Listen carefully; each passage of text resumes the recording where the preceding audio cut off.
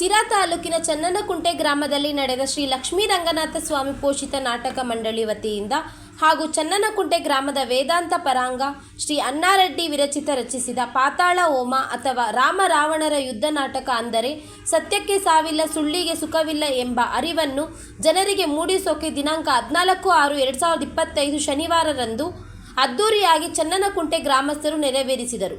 ಈ ನಾಟಕದಲ್ಲಿ ಮುಖ್ಯವಾಗಿ ರಾಮನ ಪಾತ್ರದಲ್ಲಿ ಗುಂಡಪ್ಪ ಸಿಎಂ, ರಾವಣನ ಪಾತ್ರದಲ್ಲಿ ಚಿಕ್ಕ ಕೆಂಚಪ್ಪ ಸಿಸಿ ಹಾಗೂ ಭಾಗವತರು ಮತ್ತು ಸಹಭಾಗವತರು ಸೀತಾರಾಮಯ್ಯ ಮತ್ತು ಹೆಜ್ಜಾರಪ್ಪ ಇವರ ಸಮ್ಮುಖದಲ್ಲಿ ಪ್ರತಿ ವರ್ಷ 10,000 ಜನರ ಸಮ್ಮುಖದಲ್ಲಿ ನಾಟಕ ಕಾರ್ಯಕ್ರಮ ನೆರವೇರಿಸಿ ಈ ನಾಟಕದಲ್ಲಿ ಅಗ್ನಿವಾರ್ಮನ ಪಾತ್ರದಲ್ಲಿ ಶ್ರೀಯುತ ಪುರುಷೋತ್ತಮ್ ರವರು ಜನರ ಮಧ್ಯೆ ಪಾತ್ರ ಅಭಿನಯಿಸಿ ಜನರ ಮನಸ್ಸನ್ನು ಆಕರ್ಷಿತರನ್ನಾಗಿ ಮಾಡಿದ್ದಾರೆ ಹಾಗೂ ಇದೇ ರೀತಿ ಪ್ರತಿ ವರ್ಷ ತಪ್ಪದೇ ನಡೆಯಲಿ ಎಂದು ಚನ್ನನಕುಂಟೆ ಗ್ರಾಮಸ್ಥರು ಆಶಿಸುತ್ತಾರೆ.